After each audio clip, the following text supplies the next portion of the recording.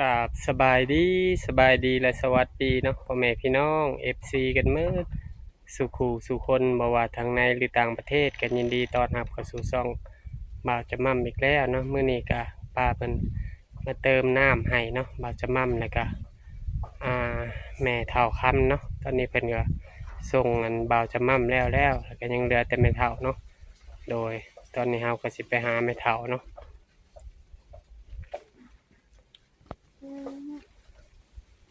สบายดีโตโน่ สบายดีโตโน่ไปไส พ่อหาเฒ่าคำ พ่อถอดคเฒ่าเติมน้ำให้เฒ่าคำแม่ใหญ่ไปไสลูก ำแม่ใหญ่ใครเจอ ขายเฝอโตโน่อยู่น้ำไผ ดูไกลหน่อยมา อยู่กับพ่อมั่ม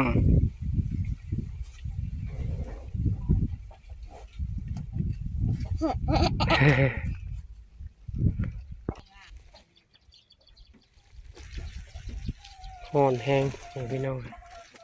เพิ่นก็กินปลาที่บ่าวจะมั่มแบ่งให้เนาะช่วงนี้ก็เบิ่งตาเขาบ่ได้ค่อยถ่ายคลิปก็ทอดมันแหน่เนาะ ไปห้าน ไปห้านไปห้าน ขวดทานบ่มื้อนี่ ไม่ได้ขวัด อือ ประชาบังคับได้ช่องชอบ แต่เช้าไปแล้วแหละ โดยฮะ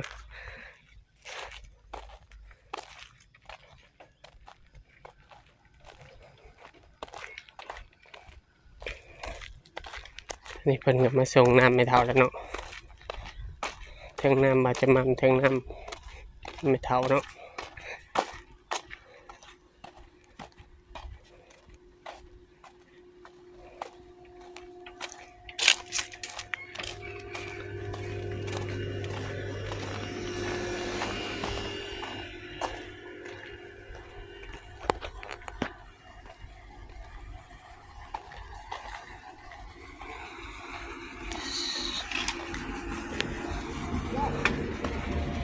สบายดีไม่เท่าคือบ่เห็นไปสากโคมบ่ได้ค่อยเยื้องบ่ เนี่ยมันสบายดี เออเจะเห็ดนั่งกินดังไป เป็นปลาเจ้ามาดูว่า เออ เป็นไม่จะขึ้น อืมใส่หม้องเมื่อวาน บ้าน อืม เราไม่ได้มา ให้น้องชาวลาใหญ่มาลงปลาเจ้าขวดถ่านและมีบ่กระสอบนะ เจ้ามาฮื้อเนี่ยดูเก็บทึก ลงน้องได้ปลา4-5 ตัวกันเลยมันมีใครกินก็เลยเอามาให้เจ้าให้หน้าไปเอาวันเจ้ากินข้าวกับหยังกินไม่ทับป่นปลาใส่หน่อไม้ส้มนะเฮ็ดเองบ่ บ่เอาของชนะ อืม ให้ชุ่มชนะ กินได้ไหมบ่กินเผ็ดลากะบ่กินเผ็ดบ่ ก็ได้ชื่อเพชรได้ชื่อ เอ นี้ ออืม เพชรดีได้ยังหอนทอง อืม เรือมาจุ่มเสื้อแล้วแก่กันน่าเรือวะ กินแล้วไม่ทับเห็นเจ้าไปซื้อน้ำ คุยไปแล้ว โนถ่ายอยู่ห่มลูกมันฮ้อน เรื่องหอยนี่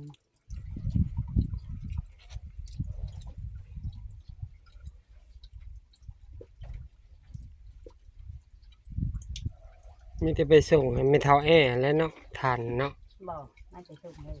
บ่ได้ไปส่งเลยบ่เด่น นี่เขาจะล้อ บ่มีล้อเลย นี่ล้ออีกของมือแล้ว เออมีแต่ถ้าคนมาซื้อหรือขาย ถ้าคนไปซื้อ แล้วก็ถามเขาเรื่องห้านค้าเนาะให้เขามาเอาเอง มาเอาเองที่มือแล้วเราก็นี่เขาล้อชุด เออป่นจักโตปลายังอยู่บ่ คนตายกันยังไง เฮ็ด ปลาบูเหมือนกัน เออ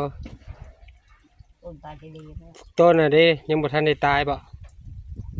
ย่างต้องไม่ตันเดียวนะย่างยืด อืม ไม่คนไม่ย่างยืดคนตัวเลย มันอยู่ตามแคมป์ปลาในหนองค่ะไปใส่เบ็ดเอามันอยู่ตามหลืบหินน่ะ นี่คือหินนั่น ไปใส่โลดให้มักลาไปใส่เอาพอได้กิน ถ้าเห็นเนี่ยไปไม่คือจะไปไปก็ไปคือไป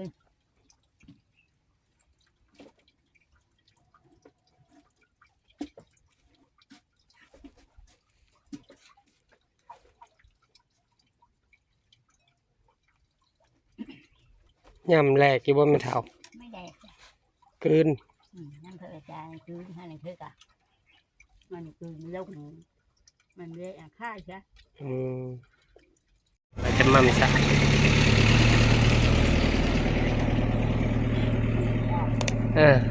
นั่นแหละที่อ้อยสางมีแต่2หน่วยบ่โคมเจ้าคือบ่มาชัก บ้านมันเขาถ้าสองอันถูกต้อง ฉากมา3โดดเอามาโลดแล้วมาอีกไม่เท่ามี3หน่วยกับฉาก3หน่วยแล้ววะ สาดจำหน่วย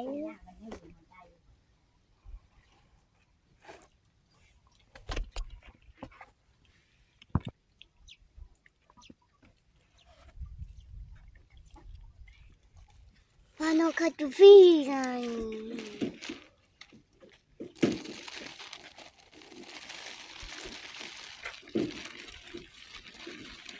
มันเหลือก็พุ่นแหละไปเฮือนเอาอีกมันเหลือหมดแล้วบ่ถังละถังใส่หมดแล้วบ่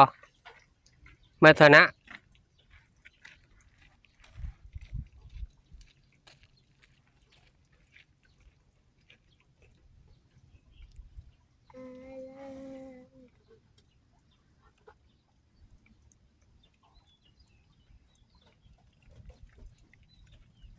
เอาคือมีแต่ชายมันหัวมัน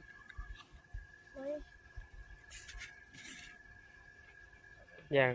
ให้อันไม่เท่าเพิ่นเนาะขอบบุญขอบคุณ ก็เป็นเจ้าคุณเลยเจ้าอันเด้อจะก็ให้ดูดีนี่แห้งเด้อน้ำจอยนี่ตู้ นบนี่ละ จุดไม่ได้ใครยังมี เออ เฮ้ยสุขภาพแข็งแห้งเฮ้ยดูดีนี่แห้งเด้อ หน่อย วันเด้อเฮ้ยดูดีนี่แห้งเลยนี่ตู้สุขภาพชุ่มแข็งเยอะมากหาได้หาสิ่งใดก็ให้ได้สิ่งนั้นเลยทำให้โรยต่อไป หน่อย มันยืนเด้อ สาธุ มันจะบุญไปด้วยกันเด้อนี่แห้งก็ เออมันฮ้อนเนี่ยเนาะไม่เท่าเนาะขอบบุญขอบคุณเนาะป้าวันเนาะที่ช่วยเหลือบ่าวจะมั่มมาตลอดเนาะก็ไม่ตู้คำเนาะเติมน้ำให้เนาะซื้อข้าวซื้อน้ำก็ขอให้ป้ากับลุงอยู่ดีมีแห้งเนาะความเจ็บจะได้ความไข้ปล่อยมีปราศจากโรคภัยไข้เจ็บเนาะเป็นลมโพลมไส้ให้ลูกให้หลานคือเก่าเด้อมันยืนเนาะมาฮอดนี่ก็อย่าลืมเนาะฝากพ่อแม่เนาะพี่ๆหน้าเป็นกำลังใจบ่าวจะมั่มกดติดตามบ่าวจะมั่มกดไลค์กดแชร์ในเด้อพ่อแม่พี่น้องเลยอย่าลืมเนาะกดกระดิ่งเพื่อประพลาดคลิปใหม่ๆของบ่าวจะมั่มเนาะบ่าวจะมั่มก็สิขอตัวลาพ่อแม่พี่น้องไปก่อนเนาะเจอกันคลิปหน้าขอกล่าวคำว่าสบายดีเนาะก็สิทอดมันต่อเนาะแล้วก็สิไปส่งให้ลูกค้าคือเก่าเนาะบ่าวจะมั่มก็ทอดมันทอดกล้วยส่งขายเนาะท่านใดสนใจก็ติดต่อเข้ามาได้เด้อพ่อแม่พี่น้องเลย